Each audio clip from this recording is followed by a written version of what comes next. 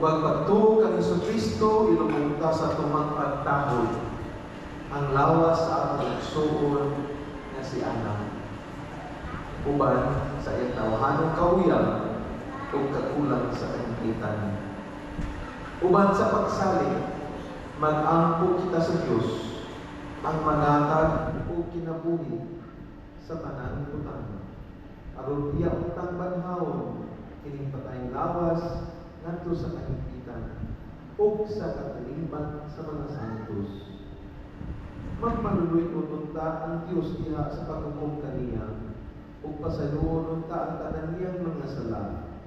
Dadon unta siya ni Kristo ang maayong magpalantay, ngadto sa matuod ng kungkurianan, diin magpuyo siyang malinaw, uban sa Diyos na atong Amahan.